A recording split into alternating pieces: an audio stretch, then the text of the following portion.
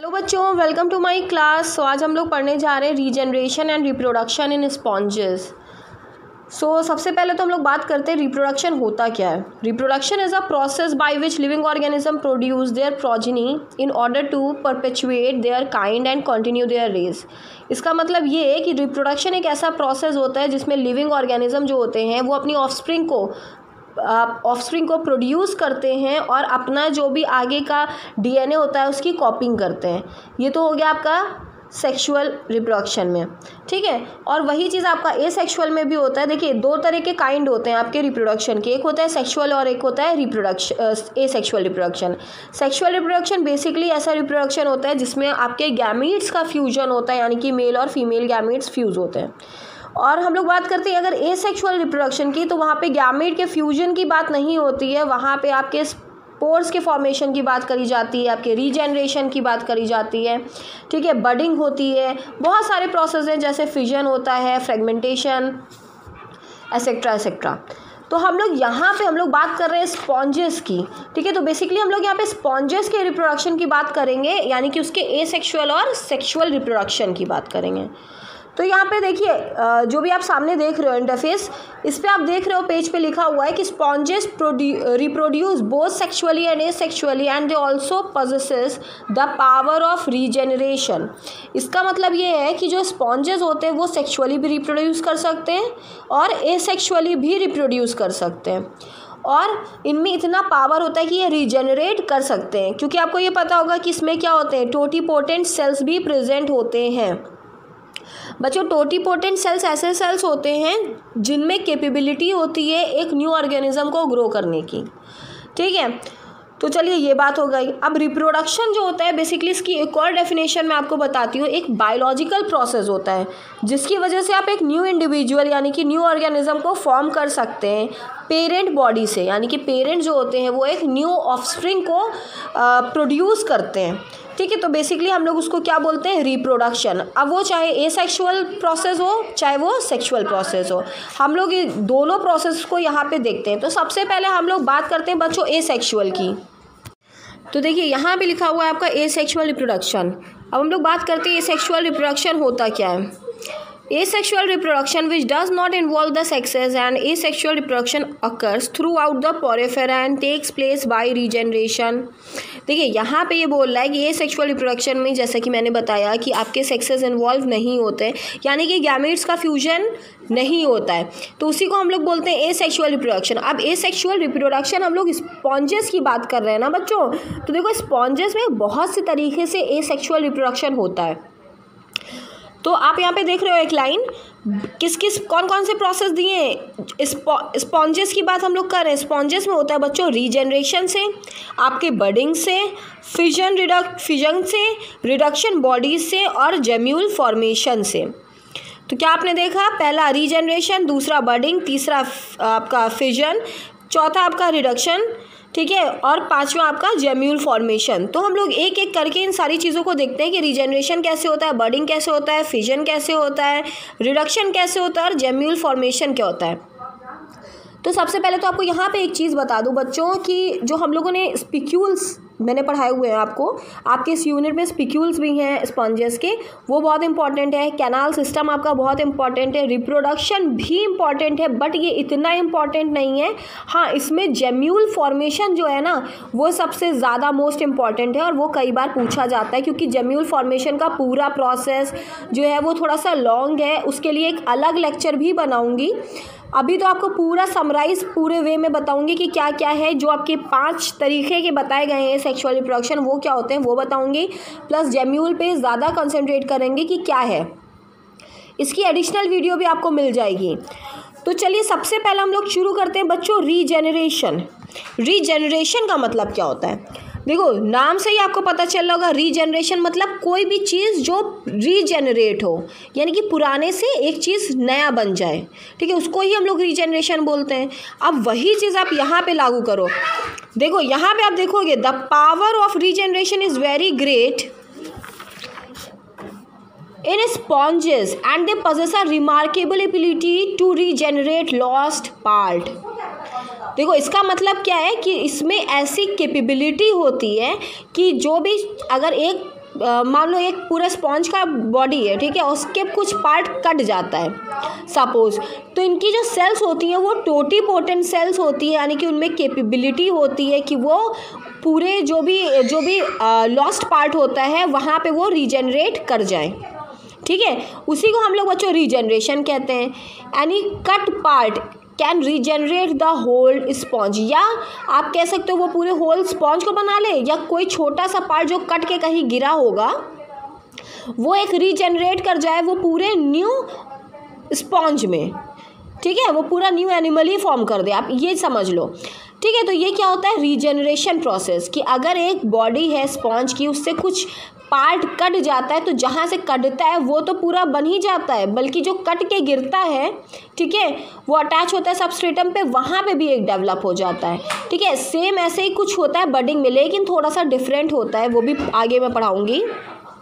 तो देखिए next point क्या कहता है, नेक्स्ट पॉइंट कहता है if a sponge is cut into small pieces, यानी कि अगर हम लोग किसी स्पॉन्ज को कट कर देते हैं छोटे छोटे पीसेज में, and squeeze through a fine silken mesh to separate cells, यानी कि उसको किसी भी क्लॉथ में, ठीक है, उसको हम लोग रखते हैं और उसको कस के स्क्वीज़ करते हैं तो क्या हो जाती हैं, उससे उसकी सेल्स सेपरेट हो जाती हैं, और जो सेपरेटेड अमीबोसाइट्स होता है वो reunite into few days will developed into new sponge.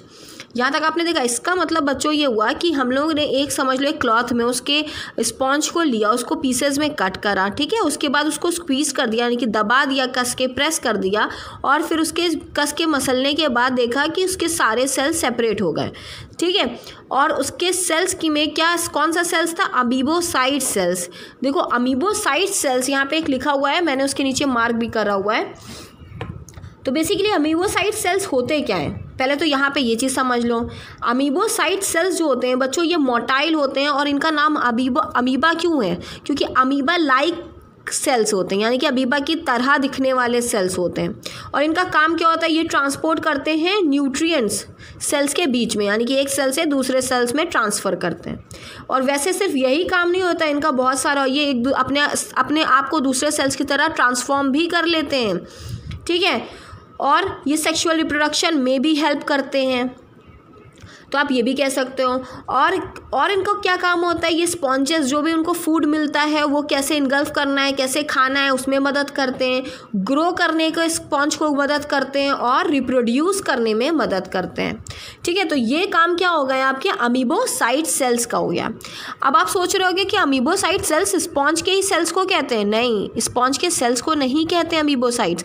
Amoebocytes एक सेल्स होते हैं जो कि स्पॉन्ज में प्रेजेंट होते हैं, और ये अदर फाइलम में भी प्रेजेंट होते हैं, जैसे कि आपका मॉलस्कन्स हो गए, स्टारफिश हो गया, आपके जेली फिश हो गया, एनिमोन, बहुत सारे एनिमल्स ऐसे होते हैं डिफरेंट फाइलम्स में आप कह सकते हो, उसमें भी प्रेजेंट होते हैं, ठीक है। तो आपने यहाँ पे देख लिया। फिर उसके बाद ये जो अमीबोसाइट सेल्स होती हैं ये रीयूनाइट कर जाती हैं कुछ दिन में, और एक पूरा न्यू स्पॉन्ज आपका डेवलप हो जाता है, ठीक है। तो आपने पहले देखा कि उसको हमने पीसेस में कट करा, सेल्स को सेपरेट करा, फिर क्या हुआ, फिर एट लास्ट उसकी जो सेल्स होगी वो रीयूनाइट कर गई और एक न्यू स्पॉन्ज में डेवलप हो गया। तो बच्चों इसी को हम लोग बोलते हैं पावर ऑफ रीजेनरेशन। और ये जो पावर ऑफ रीजेनरेशन है, यहाँ पे एक लाइन देखिए लिखी है, the power of regeneration is use for the cultivation of bath sponges industry, यानी कि जो यही पावर ऑफ रीजेनरेशन को यूज़ करा जाता है कुछ इंडस्ट्रीज़ में बाथ स्पॉन्जेस फॉर्म करने के लिए, ठीक है। बाथ स्पॉन्ज बेसिकली आपको ये सोच रहोगे कि बाथ स्पॉन्ज क्या होता है, जिनको पता है उनको ठीक है, जिनको नहीं पता है वो सोच ही रहे होंगे कि बाथ स्पॉन्ज क्या होता है। बच्चों बाथ स्पॉन्ज होते हैं ऐसे स्पॉन्जेस होते हैं जो आप स्किन ट्रीटमेंट के लिए एक तरह से कह सकते हो यूज़ कर सकते हो।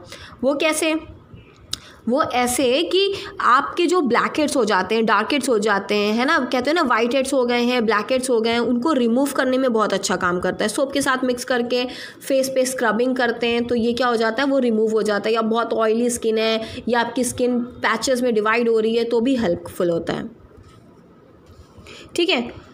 तो आपका ये हो गया। And also helps the sponge to repair the damage cost in harsh environment, यानी कि ये हेल्प करता है स्पॉन्ज को, जो आपका रीजनरेशन प्रोसेस होता है वो हेल्प करता है रिपेयर करने में हार्श इन्वायरमेंट में, यानी कि जो एडवर्स कंडीशन होता है उसमें भी स्पॉन्जेस को रिपेयर करने में मदद करता है। तो बच्चों आई होप आपको रीजनरेशन प्रोसेस बहुत अच्छे से समझ आ गया होगा। अब चलिए इसके हम लोग रीजनरेशन के डायग्राम को भी देख लेते हैं। यस बच्चों, तो यहाँ पे देखिए ये डायग्राम दिख रहा है आपने, यहाँ पे देखिए कि बहुत सारे सेल्स दिख रहे हैं, ये रीजनरेशन का डायग्राम है पूरा। ठीक है, देखिए पहले डायग्राम में आप देख रहे हो कि कोनियोसाइट्स लिखा है। कोनियोसाइट्स बच्चों मैंने बताया हुआ है आपको कि जो कोनियोसाइट्स होते हैं वो स्पॉन्ज के इनर सेल्स जो होती हैं उनको हम लोग कोनियोसाइट्स बोलते हैं। ठीक है, यानी कि इनर जो आपकी लेयर होती है, ठीक है, कोनियोडर्म जिसको बोलते हैं, कोनियोडर्म की जो सेल्स होती हैं उनको हम लोग कोनियोसाइट्स बोलते हैं, और जो आउटर लेयर होती है उसको हम लोग पिनाकोडर्म बोलते हैं, और वहाँ पे जो सेल्स होती हैं उनको पिनाकोसाइट्स बोलते हैं। ठीक है, तो यहाँ पे आपने देख लिया कि कोनियोसाइट सेल्स प्रेजेंट हैं। ठीक है, फिर उसके बाद आप अमीबोसाइट सेल्स, मैंने आपको बताया कि इसका रोल क्या होता है अमीबोसाइट सेल्स का। ये विल्सन का एक्सपेरिमेंट है, उन्होंने ये एक्सपेरिमेंट करा था। उन्होंने बेसिकली करा क्या था, एक स्पॉन्ज को लिया, उसके बाद एक ब्लॉटिंग क्लॉथ में स्पॉन्ज को लिया और ऐसे करके स्क्वीज़ कर दिया। ठीक है, मसलने के बाद उन्होंने देखा कि सारी सेल्स सेपरेट हो गई। यहाँ पे सारी सेल्स सेपरेट हो गई हैं, आपने देख रहे हो कि अमीबोसाइट सेल्स दिख रही, कोनियोसाइट सेल्स दिख रही हैं। यहाँ पे क्लस्टर ऑफ सेल्स यानी कि अलग अलग दिख रही हैं और उनका क्लस्टर में फॉर्म हो रही है कि इधर जुड़ी थोड़ी उधर जुड़ी थोड़ी इधर जुड़ने लगी। फिर आप फाइनली अपने सी में देख रहे हो, जो आपका सी डायग्राम है उसमें आप देख रहे हो कि यहाँ पे क्या हो गया, एक स्ट्रक्चर से जो अलग अलग स्ट्रक्चर फॉर्म हो रहे थे यहाँ पे एक सिंगल यूनिट स्ट्रक्चर फॉर्म हो गया। डी आप देख रहे हो कि डी में आपका क्या दिख रहा है कि पूरा एक रीयूनाइट कर गए हैं, सारे सेल्स जो है एक जगह पे आ गए हैं। फाइनली आपने ई में देखा कि ये एक सेक्शन पूरा बन गया है, यानी कि एक पूरा परफेक्ट स्पॉन्ज बन गया है जिसमें अमीबोसाइट सेल्स हैं, एपिडर्मिस यानी कि आउटर लेयर है, इनर लेयर है। एपिडर्मिस की फॉर्मेशन होती है आउटर और इनर लेयर। ठीक है, और अंदर जो भी सेल्स होती हैं, जैसे अंदर की कोनियोसाइट सेल्स भी प्रेजेंट होंगी, आप ऊपर की देखोगे तो पिनाकोसाइट सेल्स होंगी, और अंदर आपका अमीबोसाइट सेल्स प्रेजेंट होंगी जो कि नरिशमेंट में, आपके रिप्रोडक्शन में हेल्प करती होंगी। तो बेसिकली यही है एक रीजेनरेशन कैसे होता है, ये मैंने आपको डायग्राम में समझा दिया। तो चलिए हम लोग नेक्स्ट की तरफ मूव करते हैं बच्चों। नेक्स्ट आपका क्या कहता है, बडिंग। तो यहाँ पे देखो नेक्स्ट वाला क्या कह रहा है आपका, budding and branching. Budding takes place in various ways, mostly exogenous and endogenous. तो यहाँ पे एक चीज़ समझ लो कि बडिंग दो तरह से होती है, या तो फिर वो एंडोजीनस होगी या एक्सोजीनस। एक्सोजीनस मतलब एक्सो मतलब होता है आउटसाइड द बॉडी, ठीक है, बाहरी तरफ। एंडोजीनस का मतलब होता है बच्चों अंदर, यानी कि बॉडी, स्पॉन्ज की बॉडी के अंदर भी बडिंग होती है। ठीक है, तो एक्सोजीनस बडिंग और एंडोजीनस दो तरह की आपकी बडिंग हो गई। अब एक्सोजीनस बडिंग में देख लो, numerous archaeocyte gather near the surface resulting in small outgrowth on the pinacoderm. मतलब बहुत सारे जो आर्कियोसाइट सेल्स यानी कि जो टोटीपोटेंट सेल्स होंगे वो गैदर हो जाएंगे एक ही जगह पे और वो ग्रो करेंगे, एक पिनाकोडर्म फॉर्म कर जाएंगे, यानी कि आउटग्रोथ बना लेंगे, स्मॉल आउटग्रोथ बनाएंगे, कहाँ पे, पिनाकोडर्म पे। ठीक है, तो बडिंग में बेसिकली क्या होता है, एक स्पॉन्ज की बॉडी होती है और उससे एक आउटग्रोथ निकलती है, यानी कि एक बड निकलती है। बड जो है आपकी बॉडी पे ही ग्रो कर सकती है, यानी कि स्पॉन्ज की बॉडी पे ही इटसेल्फ ग्रो कर सकती है, या उसी बॉडी से डिटैच होके एक सबस्ट्रेटम पे ग्रो कर सकती है। चलिए अब इसके आगे देखिए। यस बच्चों, तो यहाँ पे क्या कह रहा है, यहाँ पे बोला the bud thus form grow attach to produce small individual which either remain attach with parent individual और गेट। यहाँ पे ये बोला है कि ये जो बर्ड है आपका ग्रो हो रही है, एक स्पॉन्ज की जैसे बॉडी है, उसके आउट मतलब उसके बाहरी हिस्से पे एक बर्ड टाइप की ग्रो हो रही है। ठीक है, and which either remain attach, या तो फिर वो अटैच ही रहती है उससे, और उसी अटैच यानी कि जैसे समझ लीजिए एक स्पॉन्ज है, सपोज ये है आपकी एक स्पॉन्ज की बॉडी। ठीक है, ये एक स्पॉन्ज की बॉडी और इसमें एक बड ग्रोथ हो रही है। ठीक है, ये बड जब फर्दर ग्रो करेगी, या तो फिर ये पेरेंट बॉडी है और ये क्या है, डॉटर वाला है। ठीक है, तो ये पेरेंट में ही एक पूरी फुल ग्रोथ कर लेगी स्पॉन्ज की, या तो फिर एक कंडीशन ये हो सकती है, या ये यहाँ से हो जाएगी डी अटैच, और ये डी अटैच होके गिरेगी कहीं पे। भाई ये ऊपर से अगर आपके जो स्पॉन्ज है उससे गिरेगी अगर, तो ये जाके कहीं तो अटैच होगी ना। तो ये गिरी, सपोज ये किसी कोई रॉक है, कोई रॉक के ऊपर गिरी, तो ये यहाँ पे जो गिरेगी तो ये यहाँ पे क्या करेगी, मल्टीप्लाई करके अपनी ग्रोथ सेल्स इंक्रीज करेंगी और यहाँ पे ये करेगी ग्रोथ, और ये बन जाएगी फुल डेवलप्ड स्पॉन्ज, यानी कि ये फुल डेवलप्ड स्पॉन्ज की बॉडी बन जाएगा। और जो जिस एंड से यहाँ से कटा होगा, यानी कि यहाँ से जो गिरी होगी वही अटैच होगा सबस्ट्रेटम पे। देखो सबस्ट्रेटम हम लोग उसको बोलते हैं, या तो वो किसी वीड को बोल सकते हैं, यानी कि जहाँ पे एक चीज़ गिर के अटैच हो रही हो, या रॉक को कह सकते हो, ठीक है, वहाँ पे ये पूरा ग्रोथ कर जाएगा उस एरिया से चिपक कर, और फिर ये पूरी फुल ग्रोथ कर जाएगा, ठीक है। तो हम लोग सबस्ट्रेटम का मतलब आपको समझ में आ गया होगा, कोई भी ऐसा सतह, कोई भी ऐसी कह सकते हो कोई भी ऐसी चीज़ जहाँ पे वो जो स्पॉन्ज है वो गिर के और फर्दर डेवलपमेंट स्टार्ट करता है, ठीक है। तो यहाँ पे ये एक पूरा ग्रोथ कर लेगा और एक इंडिपेंडेंट कॉलोनी में फॉर्म हो जाएगा, ठीक है।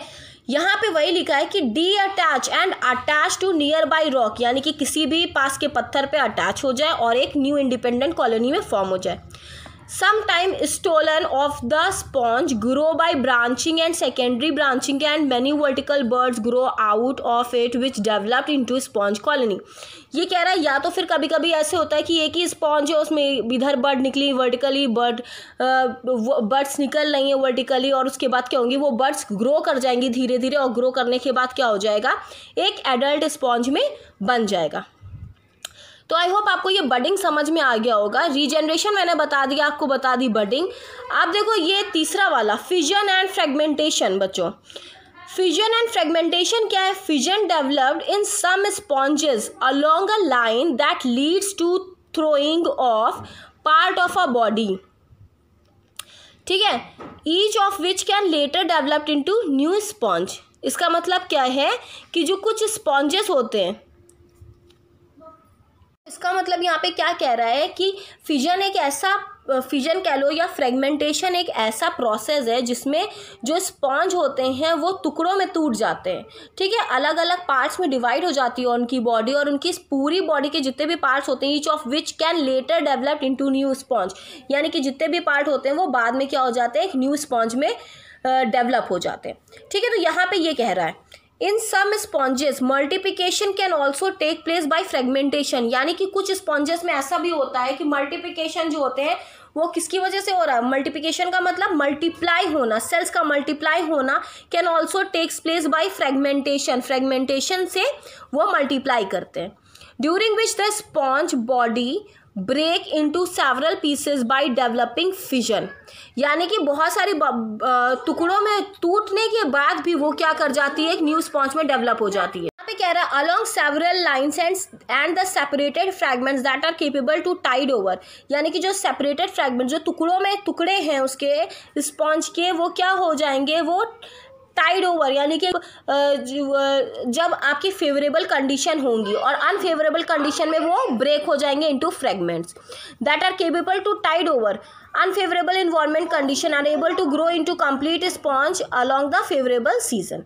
समझ में आ रहा है आपको कि क्या हो जाएंगे, फ्रैगमेंट्स में टूट जाएंगे अनफेवरेबल कंडीशंस में, और जो जब फेवरेबल कंडीशन आएगी, जब फेवरेबल कंडीशन आएगी तो वो क्या कर जाएंगे, तो वो एक पूरे स्पॉन्ज को फॉर्म करने में मदद करेंगे, यानी कि फॉर्म कर जाएंगे। अब अनफेवरेबल कंडीशन क्या हो सकती है बच्चों? अनफेवरेबल कंडीशन ऐसी भी हो सकती है कि सपोज पानी में है, ठीक है, फ्रेश वाटर स्पॉन्ज है, ठीक, और पानी सूख गया, तो वो क्या हो गई, अनफेवरेबल कंडीशन, यानी कि ड्रॉट पड़ जाना, यानी कि सूखा पड़ जाना। सूखे पड़ने में क्या हो जाएगी, वो क्या हो जाएगा, वो उस सिचुएशन पे भी हो सकता है, या आप कह सकते हो कि बहुत ज़्यादा सर्दी हो गई तो उसमें भी वो बहुत सारे कंडीशन होते हैं, यानी कि एडवर्स कंडीशन हो जाती है, या फूड की स्कैसिटी हो गई, यानी कि उनको खाना नहीं मिल पा रहा है, तो उस कंडीशन में भी ऐसा होता है। नेक्स्ट देखो, फोर्थ है आपका रिडक्शन बॉडीज। बच्चों रिडक्शन बॉडीज क्या है? देखो जब विंटर सीजन होता है, when during winter when environmental condition are adverse some fresh water and marine sponges before disintegration developed a small round balls, the reduction bodies consisting of an internal mass of amoebocyte। देखो यहाँ पे ये होता है, reduction का मतलब समझ रहे हो कि रिड्यूस हो जाना, कोई भी चीज़ पहले जो थी उससे कम हो जाना। तो विंटर सीजन यानी कि उसके लिए एडवर्स कंडीशन होती है, जब ऐसी कंडीशन पड़ेगी तो जो फ्रेश वाटर या मरीन स्पॉन्जेस हो जाएंगे वो क्या हो जाएंगे कि स्मॉल राउंड बॉल में कन्वर्ट हो जाएंगे, और वो अपनी बॉडी को रिड्यूस कर जाएंगे, यानी कि छोटे कर जाएंगे, और उसका जो इंटरनल अमीबोसाइट्स यानी कि जो टोटीपोटेंट सेल्स होंगी वो पिनाकोडर्म से कवर हो जाएंगी और स्पिक्यूल्स बाहर आ जाएंगे। ठीक है, स्पिक्यूल्स तो ऑब्वियसली बाहर ही होते हैं।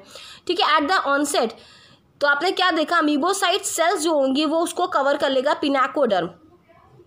ठीक है। एंड और बाहर की तरफ आपकी कौन सी हो जाएगी, स्पिक्यूल्स प्रेजेंट हो जाएंगे। स्पिक्यूल्स के पूरा लेक्चर मैंने बनाया हुआ है, स्पिक्यूल्स के टाइप्स और स्पिक्यूल्स क्या होते हैं ये देख लेना, ठीक है।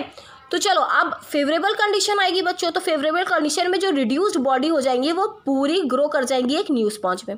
तो आपने यहाँ पे क्या देखा, यहाँ पे आपने बेसिकली देखा कि रिडक्शन एक ऐसा प्रोसेस होता है जिसमें जो बॉडी हो जाती है वो एक तरह से छोटी हो जाती है, यानी कि रिड्यूस हो जाती है, एक ball like round ball form में बन जाती है और अनफेवरेबल कंडीशन में, ठीक है। और जब जैसे उसको फेवरेबल कंडीशन मिलती है तो वो क्या हो जाते हैं, पूरी तरह से फुल ग्रोथ कर जाती है न्यू स्पॉन्ज में।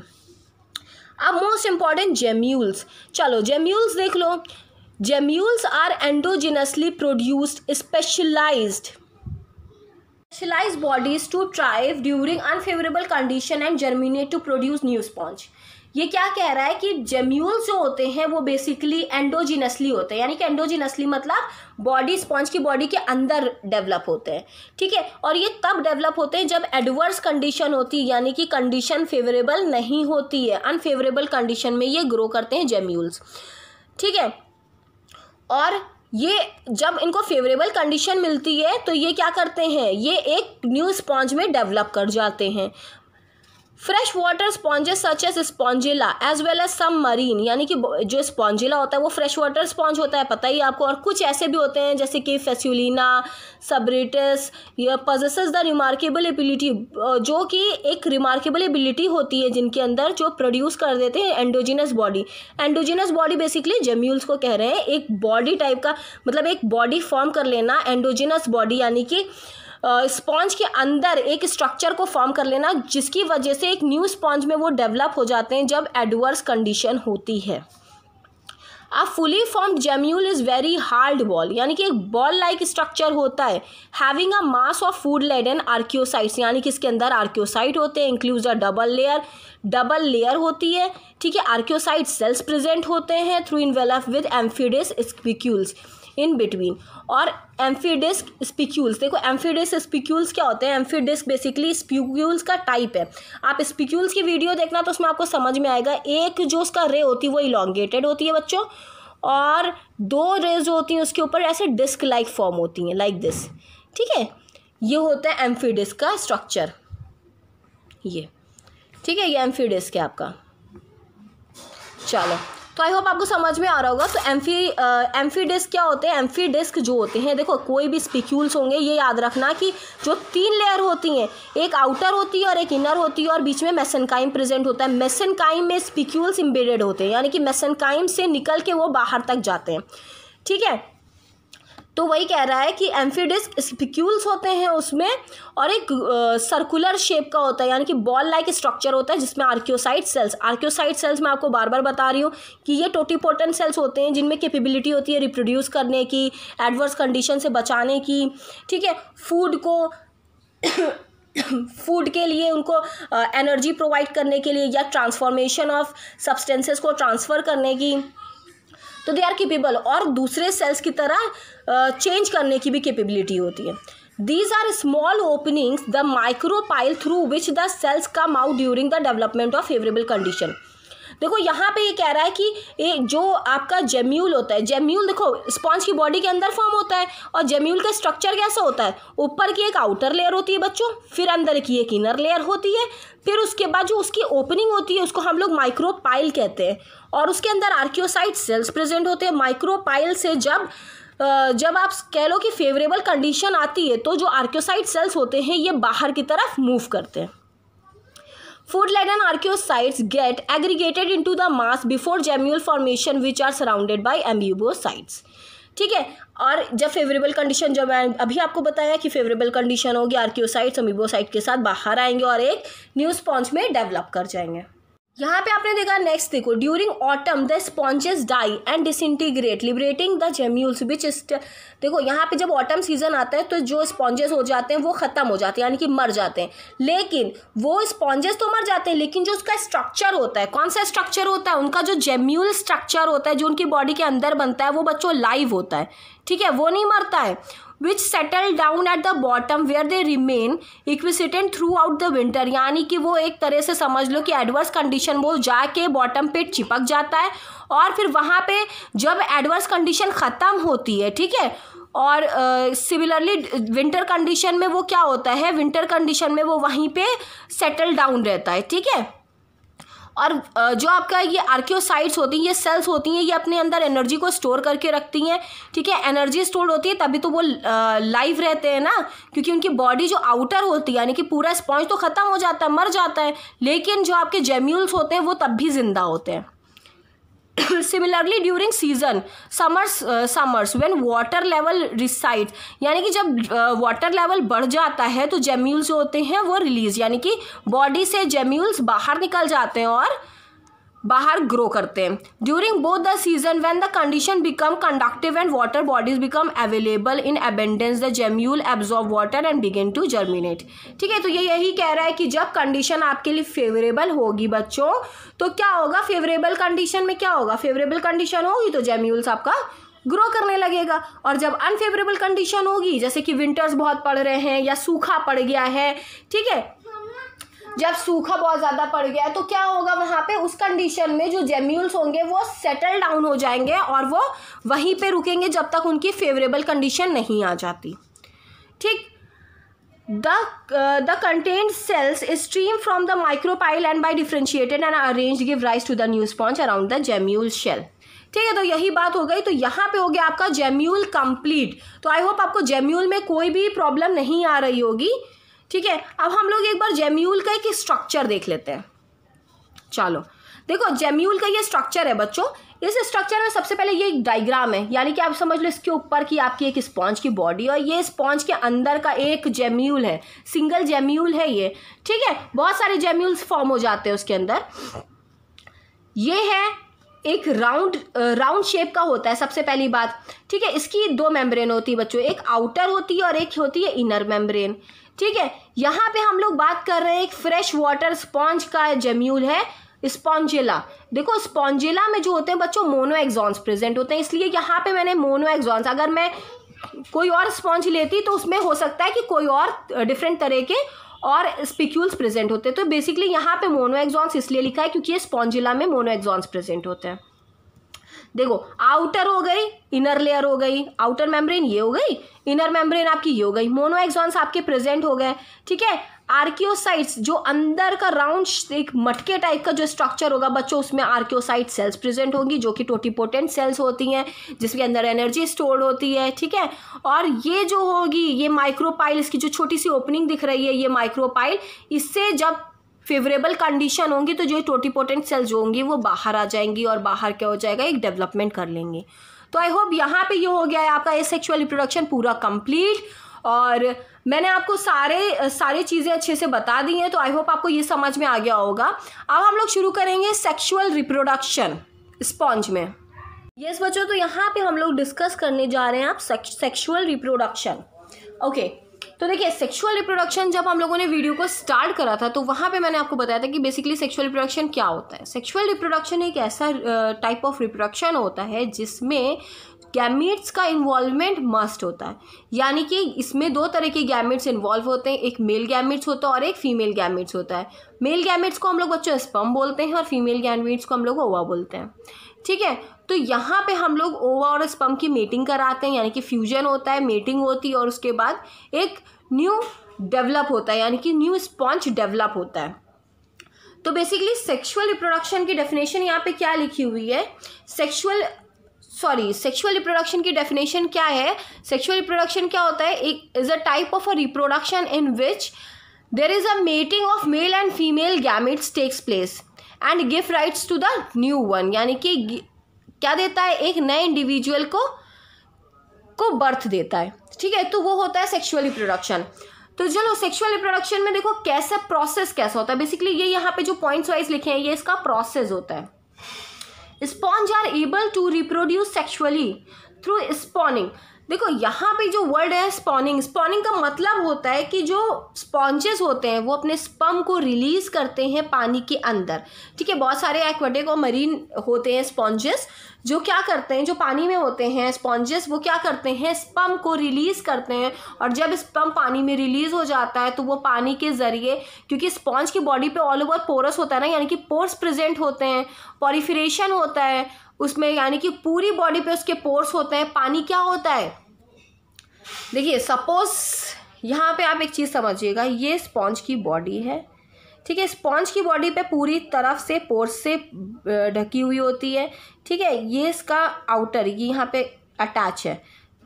ठीक है, ये ऑसिकुलम होता है जहाँ से ये ओपनिंग होती है, जहाँ से ये पानी के अंदर है, पानी इसके अंदर आ रहा है, यानी कि ये आउटर लेयर होती है, फिर इनर लेयर होती है और बीच में मेसेनकाइम लेयर होती है। ठीक है, फिर पानी आपका इसके अंदर आया, फिर इसके अंदर से जो एक्सक्रीटा होगा यानी कि वेस्ट प्रोडक्ट होगा या रिप्रोडक्टिव बॉडीज होंगी, जैसे कि स्पर्म है, वो यहाँ से ऑसिकुलम से लेके रिलीज हो जाएगा आउटसाइड। जब ये यहाँ से रिलीज हो जाएगा तो भाई पानी में चला गया ना, वैसे ही यहाँ पे जब दूसरा स्पॉन्ज प्रेजेंट होगा तो वो पानी जब उसके अंदर जाएगा तो वो स्पर्म भी उसके साथ जाएगा। अब पानी के साथ साथ देखो ऑक्सीजन भी जाएगी, फूड भी जाएगा और रिप्रोडक्टिव बॉडीज भी जाएंगे।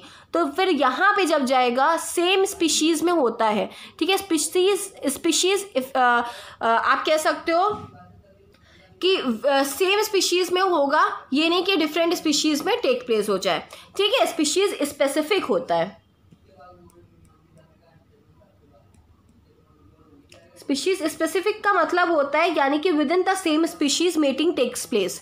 ओके, तो यहाँ पे आपने देखा कि पानी अंदर आ रहा है अलॉन्ग विद द रिप्रोडक्टिव जो भी आपकी बॉडीज होती हैं उनको लेकर आ रहा होता है, और फिर उसके बाद मेटिंग स्टार्ट होती है। मेटिंग होने के बाद एक न्यू फॉर्म हो जाता है, यानी कि स्पॉन्ज का डेवलपमेंट होता है, और फिर आउटसाइड वो बॉडी के बाहर निकल के पूरी एक कॉलोनी का फॉर्मेशन हो जाता है।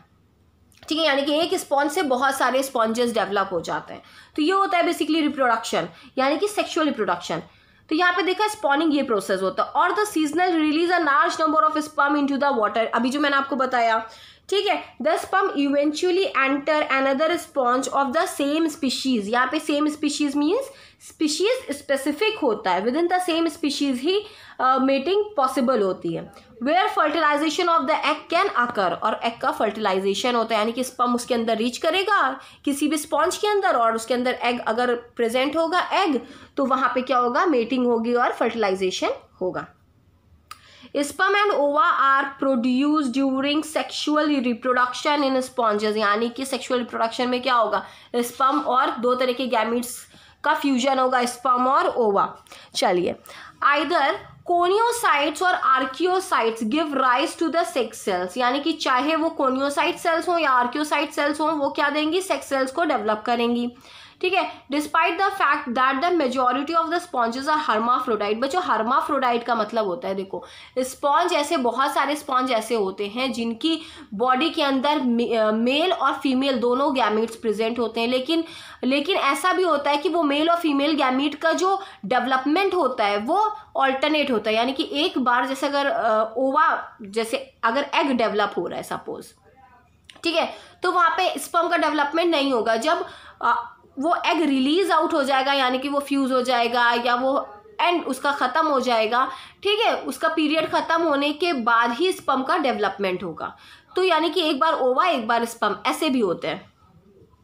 तो ये हर्माफ्रोडाइट का मतलब ये होता है कि बोथ सेक्सेस जो होते हैं वो प्रेजेंट होंगे सेम ऑर्गेनिज्म में।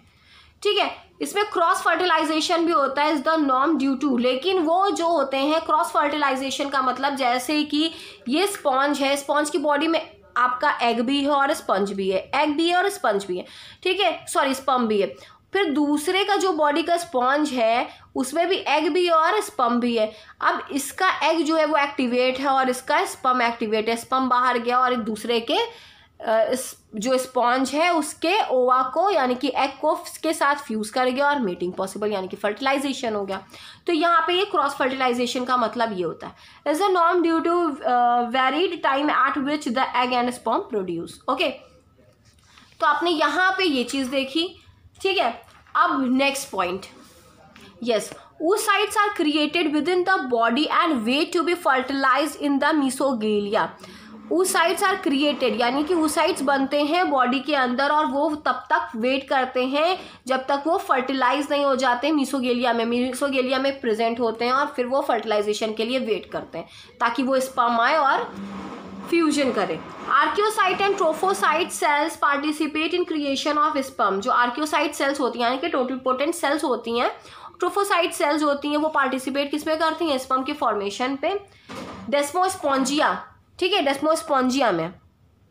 और जो कोनियोसाइट्स जो होती हैं, कोनियोसाइट सेल्स जो होती हैं वो क्या करती हैं? Makes sperm and exit the sponge body osculum in a vast number. देखो जो कोनियोसाइट सेल्स होती हैं वो बेसिकली स्पर्म का डेवलपमेंट कराती हैं और जब स्पर्म पूरा मैच्योर बन जाता है, मैच्योर स्पर्म बन जाता है, तो जो स्पॉन्ज की बॉडी की जो ओपनिंग होती है, आउटर ओपनिंग, अभी मैंने आपको बताया था कि सपोज स्पॉन्ज की बॉडी है, ठीक है, पोर्स तो पूरी तरह से ये सबस्ट्रेटम है, यहाँ पे ये जो होता है ना, ये ओपनिंग जो होती है, बिग साइज ओपनिंग जो होती है थोड़ी सी, वो उसको ऑस्कुलम कहते हैं, जहाँ से वो रिलीज आउट होता है, ठीक है, बहुत सारे नंबर्स में वो रिलीज आउट हो जाता है। Water sperm go via the canal system of one sponge and end up in the feculated chambers where coniocyte catch them।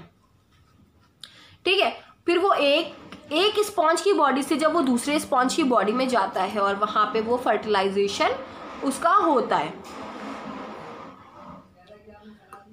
ठीक है, फ्लैजिलेटेड चैम्बर्स के अंदर जाके वेयर कोनियोसाइट कैच देम, जहाँ पे कोनियोसाइट सेल्स होती हैं उनको कैच कर लेती हैं, यानी कि उनको पकड़ के रखती हैं, ठीक है। Choanocytes which serve as a nerve cell, देखो इनको नर्व सेल्स कहते हैं, कोनियोसाइट सेल्स को, they provide the nourishment, okay. Deliver the sperm body without a tail, यानी कि जो स्पर्म बॉडी को डिलीवर करती हैं टेल के बिना, without the tail to the mature ova, जो मैच्योर है ओवा जो तैयार है फर्टिलाइजेशन के लिए वहां तक पहुंचाती हैं। एंड वेटिंग इन द मीसोग्लिया, जो मीसोग्लिया, अभी मैंने आपको यहाँ पे फर्स्ट लाइन बताई थी कि मीसोग्लिया में जो मीसोग्लिया होता है उसमें ओवा आपका प्रेजेंट होता है और वो वेट कर रहा होता है कि कोई स्पर्म आए और उसको फर्टिलाइज करे, ठीक है। तो ये हो गया, और कोनियोसाइट सेल्स ही हेल्प करती हैं क्योंकि ये नर्व सेल होती है, वो उनको डिलीवर करती हैं स्पर्म को। चलिए यहाँ पे आप देख लीजिए, यहाँ पे बनाया है मैंने एक डायग्राम, ठीक है, बहुत इजी सा है, अभी आपको सब समझ में आ जाएगा। देखिए शुरुआत हम लोग यहाँ से करते हैं, ये स्पर्म है, स्पर्म किसी की बॉडी से रिलीज आउट हुआ है, ठीक है, यानी कि किसी स्पॉन्ज की बॉडी से रिलीज आउट हुआ है, और ये है आपका एग। स्पर्म और एग दोनों के न्यूक्लियस फ्यूज करेंगे, दोनों की बॉडी फ्यूज करने के बाद ये बनाएंगी, यानी कि यहाँ पे हो जाएगा फर्टिलाइजेशन। तो बच्चों यहाँ पे हो गया फर्टिलाइजेशन प्रोसेस, ठीक है।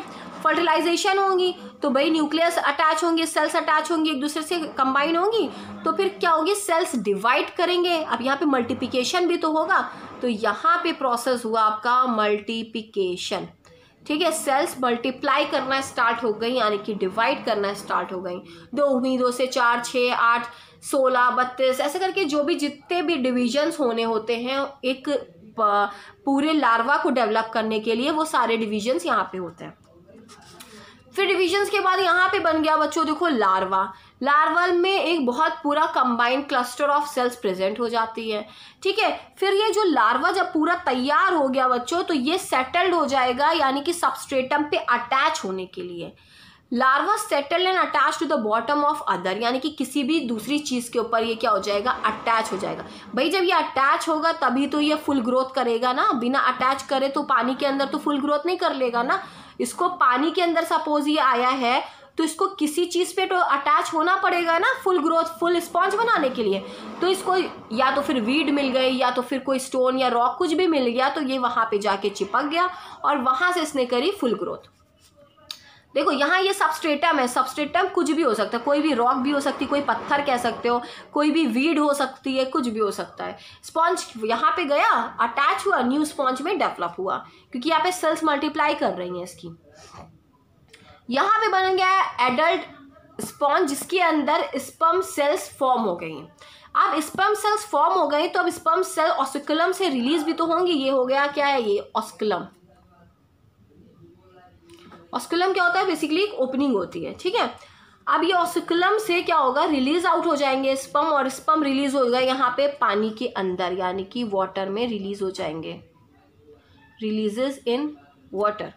ठीक है। अब ये वाटर के अंदर रिलीज हो जाएंगे, फिर ये कहाँ जाएंगे भाई, ये जाएंगे दूसरे स्पॉन्ज के अंदर, फिर स्पर्म जाएंगे दूसरे स्पॉन्ज के अंदर, जहाँ पे प्रेजेंट होगा एग यानी कि ओवा, वहाँ पे जाएंगे, फर्टिलाइजेशन होगा और फिर क्या हो जाएगा, sperm enters in other sponge and sperm fertilize with ova. ठीक है, तो ये हो गया बेसिकली स्पॉन्ज का आपका सेक्सुअल रिप्रोडक्शन स्पॉन्ज का। ठीक है, तो ये यहाँ पे कंप्लीट हो गया। तो बच्चों यहाँ पे हो गया आपका ये सेक्सुअल और सेक्सुअल रिप्रोडक्शन दोनों कंप्लीट। तो आपका बेसिकली पूरा पॉलीफेरा मैंने करा दिया। पॉलीफेरा में आपके 3 चीजें थी, कैनाल सिस्टम आपका था, आपके स्पिक्यूल्स थे, ठीक है, और आपका क्या था, रिप्रोडक्शन और रीजनरेशन। तो तीनों टॉपिक आपके हो चुके हैं। अगर आपने कोई भी वीडियो स्किप की हो तो ज़रूर जाके देख लें, और आपको इसके जो आपके रिटन जो नोट्स हैं वो आपको एज अ PDF के फॉर्म में मिल जाएंगे। सो आज के लिए वीडियो को यहीं पे एंड करते हैं, फिर मिलते हैं नेक्स्ट वीडियो में। Thank you.